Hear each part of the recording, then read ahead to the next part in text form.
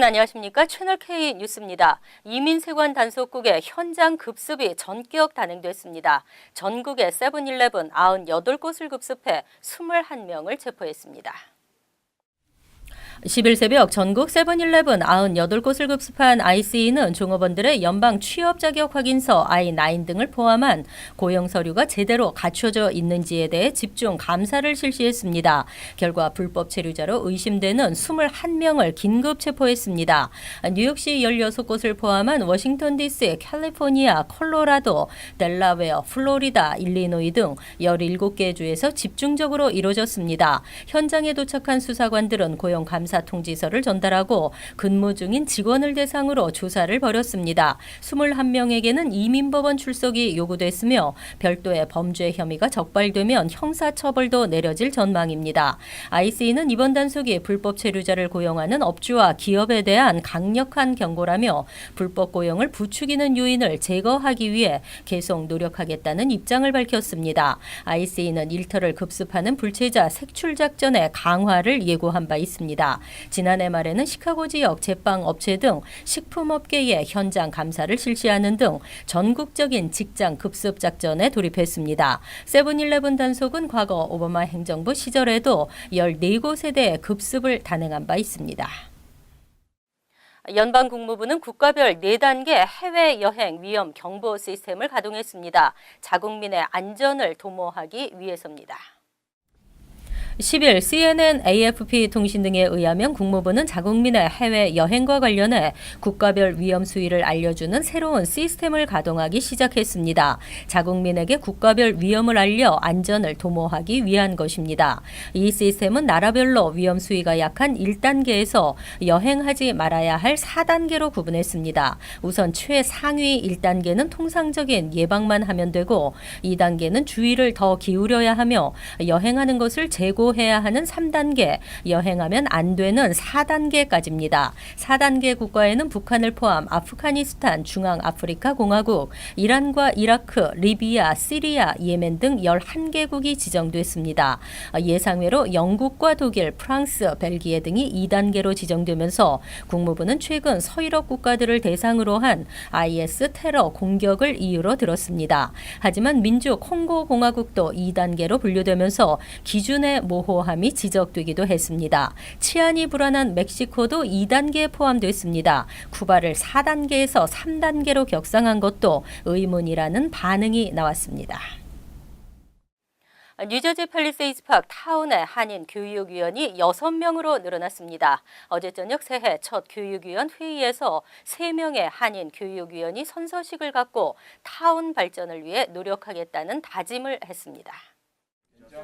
지난 11일 치러진 선거에서 뉴저지 팰리세이드 파크 교육위원회에 당선된 3명의 한인 교육위원이 어제 선서를 하고 활동에 들어갔습니다. 오윤구, 제프리우, 스테파니장 위원은 뽑아준 유권자들에게 감사를 표하고 타운의 교육의 질을 높이기 위해 최선을 다하겠다고 약속했습니다. 이제 저희 셋이서 저희들이 부족하지만은 탈팍 학교와 학생과 또 질이 좋아지는 학교를 위해서 열심히 노력하겠습니다.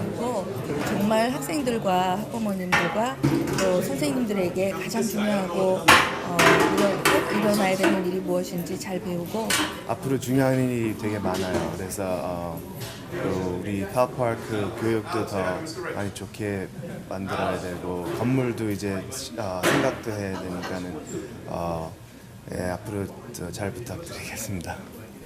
신임 오윤구 후보는 앤서니 로튼더 의원이 의장이 되면 아버지가 시장, 어머니는 빌딩국 등 타운의 주요 직책을 로튼더 일가가 맡게 된다며 반대했지만 팰리세이드 파크 교육위원회는 앤서니 로튼더 의장과 폴 킴 부의장을 선출했습니다. 이로써 팰리세이드 파크는 총 9명의 교육위원 중 6명이 한인으로 나타났습니다. 뉴저지의 팰리세이드 파크 타운, 올해 치러지는 선거도 기대가 되는데요. 타운에서 시의원으로 활동하고 있는 크리스 정 의원이 시장직에 도전을 선언했습니다. 정 의원은 주민의 목소리에 귀 기울이는 시장이 되겠다며 출마 각오를 밝혔습니다. 보도에 지한샘 기자입니다. 한인 인구가 타운 전체 인구의 절반을 넘어섰고 타운 상권의 대부분을 한인이 차지하고 있는 뉴저지 최대 한인 타운. 팰리세이즈 파크의 시장에 한인 정치인이 출사표를 던졌습니다. 현재 시의원으로 활동하고 있는 크리스 정 의원은 오는 6월 치러지는 예비선거에 시장 후보로 출마하겠다고 밝혔습니다. 따라서 민주당 예비선거에서 제임스 로튼도 현 시장과의 경합을 벌여야 합니다. 크리스 정 의원은 그간 펠팍 주민들의 요구가 제대로 반영되지 않는 등 타운 발전에 어려움이 많았다며 팰리세이즈 파크 주민들의 목소리에 귀를 기울이고 의견을 존중하는 시장이 되겠다고 말했습니다.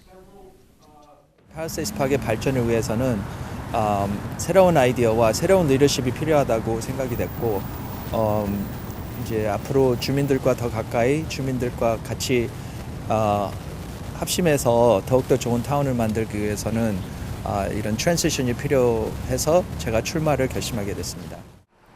크리스 정 의원은 펠팍 상권 활성화와 주차 문제 해결, 지역 인프라 개선과 교육 발전 등을 주요 공약으로 내세워 팰리세이즈 파크 주민들의 지지를 이끌어낼 계획입니다.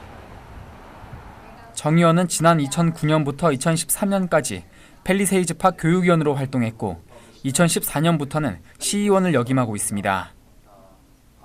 크리스 정 의원은 2월 초부터 선거 캠페인을 본격적으로 시작할 계획입니다. 채널 K 뉴스 지한샘입니다. 뉴저지 버겐 카운티에 한인 검사가 탄생했습니다. 잉그루드 클립스의 글로리아 오 시의원이 그 주인공인데요. 최초의 한인 검사가 됐습니다. 버겐 카운티에 따르면 글로리아 오 시의원은 버겐 카운티 중앙법원 검사로 임명돼 지난 8일부터 1년간의 임기를 시작했습니다. 버겐 카운티에서 검사로 임명된 한인은 오 시의원이 처음입니다. 오 시의원은 한인으로는 최초로 버겐 카운티 민주당위원회 부위원장을 역임한 바 있습니다. 오 시의원은 버겐 카운티 최초 한인 검사로 임명된 것에 대해 기쁘다며 버겐 카운티에 더 많은 한인 법조인들이 판사나 검사로 임명될 수 있도록 견인차 역할을 하겠다고 밝혔습니다. 1.5세인 오 시의원은 보스턴 대학을 졸업하고 30여 년간 금융계에서 일하다 진로를 바꿔 법학 공부를 한 이후 관선 변호사를 지내는 등 변호사 활동을 해오고 있습니다. 2011년 잉그루드 클립스 타운에서 첫 한인 시의원에 당선됐고 지난해 11월 선거에서는 3선에 성공했습니다. 오 시의원은 현재 글로리아 오 LLC 법률 회사를 운영하고 있으며 슬하에 두 아들을 두고 있습니다. 4월부터 메디케어 카드가 새롭게 바뀝니다. 새 카드에는 소셜 시큐리티 번호가 아닌 고유 아이디 번호가 기재됩니다. 소셜 시큐리티 번호 도용을 방지하기 위한 것입니다. 10일 연방 메디케어국은 메디케어 카드를 새롭게 발급한다며 새 카드는 오는 4월부터 1년간 메디케어 수혜자들에게 우송된다고 밝혔습니다. 수년간 단순히 번호와 이름만 기재된 카드에서 치료, 투약, 처방전 발급 등의 정보까지 담았습니다. 갈수록 늘어나고 있는 소셜 시큐리티 번호 도용으로 인한 각종 범죄 행각을 사전 차단하고 시니어들의 편의도 도모한다는 목적입니다. 메디케어국은 이와 함께 스마트폰으로 이용할 수 있는 디지털 카드의 도입도 추진 중입니다. 실제 카드를 소지할 필요가 없어지면서 분실 우려도 줄어듭니다. 하지만 새 메디케어 카드는 소셜 오피스 등에 등록되어 있는 주소로 배달되기 때문에 기존 카드 소지자들은 만일 주소가 바뀌었다면 주소 변경 신고를 꼭 해야 합니다. 주소 변경 신고는 연방 메디케어 웹사이트나 전화로 할 수 있고 가까운 사회보장국 사무실을 방문할 수도 있습니다. 메디케어 카드가 변경되는 혼란스러운 틈을 타 메디케어국을 사칭한 사기범들도 기승을 부릴 것으로 우려되고 있어 각별한 주의가 당부됐습니다. 실제 당국에 보고되고 있는 시니어 관련 신분 도용 범죄 피해는 100명당 6에서 8명꼴로 나타난 바 있으며 피해 규모도 갈수록 커지고 있습니다. 지난해 뉴욕시 주택 압류가 2009년 이후 최고로 나타났습니다. 특히 퀸즈는 지난해보다 40%, 2012년보다는 4배나 증가했습니다. 지난해 뉴욕시 신규 주택 압류 건수는 전년 대비 58.5% 급증한 3,306건으로 나타났습니다. 2009년 이후 최고치이고 2012년과 비교하면 253% 폭증한 것입니다. 뉴욕시 주택 압류 건수가 가장 높았던 때는 서프라임 모기지 사태가 발생한 2008년으로 당시 주택 압류는 3,728건에 달했습니다. 2009년부터 다소 감소했지만 여전히 높은 수준에 머무르다 2012년에 급감한 바 있습니다. 보로별로는 퀸즈가 전년 대비 40.3% 증가한 1,260건으로 가장 많았습니다. 금융위기 이후 최저 수준을 기록했던 2012년과 비교해서는 4배 가까이 늘어난 수치입니다. 우편번호 11434의 퀸즈, 자메이카, 홀리스, 세인트 얼반스 등에서 총 114건을 기록했습니다. 다음은 827건을 기록한 브루클린으로 전년 대비 2배 이상으로 급증했습니다. 3위는 브롱스는 전년 대비 44.1% 증가한 650건을 기록해 2007년 이후 사상 최고 수준을 기록했습니다. 스테튼 아일랜드는 전년 대비 133.9%가 증가했으며 반면 맨해튼은 보로 가운데 가장 적은 141건의 신규 주택 압류가 발생한 것으로 파악됐습니다. 시교통국과 주민들이 퀸즈 지역 자전거 전용도로 설치를 놓고 마찰을 빚고 있습니다. 법정 다툼으로까지 비화될 전망입니다. 지난 8일 열린 커뮤니티 보드 11 회의에서 더글라스턴 주민단체는 자전거 전용도로 철거를 요구하며 소송 계획을 밝혔습니다. 베이사이드 223 스트리트과 더글라스턴 파크웨이 사이 노던 블로바드에 설치되고 있는 자전거 전용도로가 오히려 사고를 유발한다는 주장입니다. 교통국은 해당 구간에 한 차선을 없애고 이를 자전거 전용도로로 변경하면서 차도와의 사이에 콘크리트 분리대를 설치했는데 이 분리대와 충돌하는 사고가 잇따르고 있는 것입니다. 지난해 12월 5일까지 발생한 분리대 충돌 사고는 11건에 이르는 것으로 나타났습니다. 주민들은 자전거 전용도로 대신 보행로를 넓혀달라는 자신의 요구를 무시한 채 교통국이 자전거 전용도로 설치를 강행하고 있다고 주장했습니다. 이날 회의에 참석한 또 다른 주민단체도 운전자들에 대한 경고 사인이 없어 사고 가능성이 크다고 우려를 나타냈습니다. 하지만 커뮤니티 보드 11 측은 자전거 전용도로 설치 후 노던 블로바드에서 사고가 늘었다는 통계는 없다며 몇 차례의 사고만으로 자전거 전용도로를 없애자는 건 옳지 않다는 입장을 밝혔습니다. 우버가 뉴욕 운전기사 2천여 명에게 300만 달러를 배상하기로 합의했습니다. 하지만 우버 측은 이번 소송에 모든 혐의를 부인했습니다. 우버는 지난 8일 회사 측을 상대로 집단 소송을 제기한 뉴욕 운전기사 2,421명에게 총 300만 달러 지급을 합의한 것으로 뉴욕 포스트가 전했습니다. 브루클린 연방법원이 이 합의에 대한 최종 승인을 하면 2009년 12월 29일 이후 우버 앱을 통해 뉴욕에서 차량을 운행했으나 중재를 요청하지 않은 운전기사들에게 보상금이 지급됩니다. 앞서 우버 운전기사들은 급여 산정 및 한 달 내 최대 5,000달러 수입을 보장한다는 과대 허위 광고, 계약과 달리 승차요금의 25%에 달하는 서비스 수수료를 받는 등은 계약 위반이라고 주장하며 집단 소송을 제기했습니다. 우버 측은 이에 대한 모든 혐의를 부인하면서도 법적 소송 비용 등을 최소화하기 위해 배상금을 지급하는 데 동의한 것으로 알려졌습니다. 하지만 이번 소송을 계기로 우버의 기사 착취 논란이 다시 불거지고 있습니다. 우버는 지난 5월 2년 반 동안 운전기사들에게 급여를 지급하지 않은 사실을 인정하면서 뉴욕에 있는 9만 6천여 명의 운전기사들에게 8천만여 달러를 지불하는 데도 합의했었습니다. 이어서 LA 지역 한인사회 소식입니다. 최근 직원들에 대한 임금 착취를 일삼던 LA 지역 대형 양로병원 시설이 당국에 적발됐습니다. 이곳 근로자들의 대부분은 시간당 $3도 안 되는 임금을 받았던 것으로 드러났습니다. 김재은 기자입니다. LA 북서부 지역 샌페르난도 밸리에서 양로시설 체인 6개를 운영하는 업체가 임금 착취로 적발됐습니다. 노동표준단속국 DLS에 따르면 양로시설 체인을 운영하는 아다 샬롬 보드앤케어가 근로자들 149명에게 시간당 $3 미만의 임금을 지급한 사실이 드러나 노동위반 행위로 $700만 달러의 벌금을 부과받은 것으로 알려졌습니다.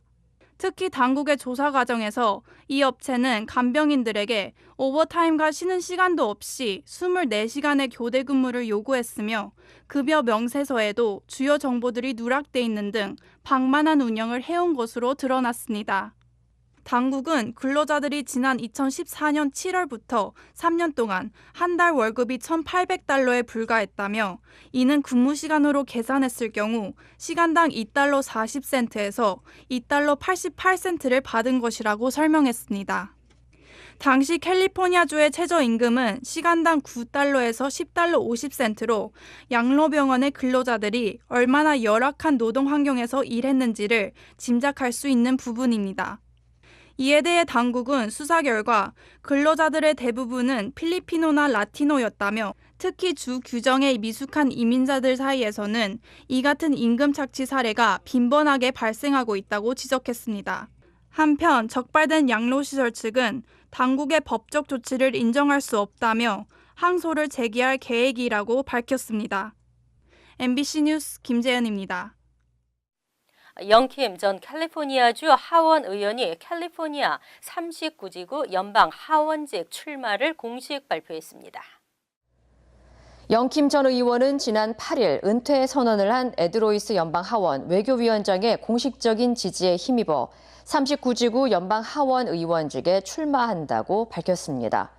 뒤를 이어서 이 지역구를 살리려면 저희 공화당이 지킬 수가 있다면은 굉장히 tireless campaigner, someone who knows the district, someone who has proven to be an effective fundraiser. 그런 모든 걸 합쳐서 누가 그동안 또 경험이 있고 이 지역을 아는 사람들이 있을까? 여러 내림이 나왔지만 NRCC에서 리더십에서 저에게 You are it 했기 때문에 그런 확신을 가지고 용기 있게 출사표를 던진 겁니다. 특히 39지구는 한인 밀집 지역인 플러튼, 라하브라 등을 포함하고 있으며 아시아 유권자 비율이 전국에서 가장 높아 김 전 의원의 당선 가능성이 높다는 관측도 나오고 있습니다. 이와 관련해 영킴 전 의원은 한인 후보로서 한인들의 무조건적인 지지보다는 정치인으로서의 신뢰와 확신으로 한인들의 자발적인 투표 참여를 이끌 것을 강조했습니다. 영킴 전 의원은 캘리포니아 하원 의원을 역임하기 전까지 로이스 의원 사무실에서 20년 동안 보좌관으로 일하며 39지구 커뮤니티의 발전을 위해 힘써 왔습니다. 간추린 소식입니다. 11일 오전 6시쯤 플러싱 파슨스 블루바드 32에서 33 애비뉴 사이에서 플러싱 거주 77세 임정심 씨가 차량에 치여 중상을 입고 결국 사망했습니다. 임 씨는 교회에 새벽 기도를 가던 길이었습니다. 사고 발생 지점 감시 카메라 동영상에 따르면 임 씨는 차에 치인 뒤 2-3피트를 끌려갔으며 사고 차량은 도로에 쓰러져 있는 임 씨를 그대로 두고 도주했습니다.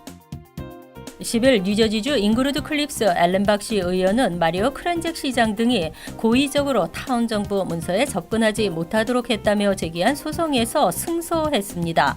뉴저지주 법원은 최근 크란잭 시장과 공화당 소속 의원들이 타운 현안에 대해 주고받은 이메일을 공유하도록 하고 소송 비용도 타운 정부에서 지급하도록 했습니다. 지난해 퀸즈에서 발생한 약물 중독으로 인한 사망사고는 172건으로 살인사건 50건보다 3배 이상 많은 것으로 나타났습니다. 퀸즈 검찰청에 의하면 최근 약물에 헤로인을 섞어서 복용하는 사례가 전국적으로 증가하고 있습니다. 이는 일반 헤로인 복용 시보다 사망률이 30에서 50배 이상 높은 것으로 알려졌습니다. 검찰청은 올해는 특히 지역 내 발생하는 불법 약물 거래 사건을 철저하게 조사하겠다고 밝혔습니다. 맨해튼과 브루클린 법원은 9일부터 공공안전에 크게 위협이 되지 않는 경범죄에 대해서는 보석금 없이 재판을 진행하고 있습니다. 앞으로 대부분의 경범죄에 대해서는 보석금을 없애고 강력범죄 경력이 있거나 가정폭력, 아동폭력, 성범죄 등에 관해서는 보석금을 책정합니다. 특히 저소득층 소수 인종의 경우 보석금을 내지 못해 구치소에서 지내는 경우가 많기 때문입니다. 환율과 증권 소식입니다.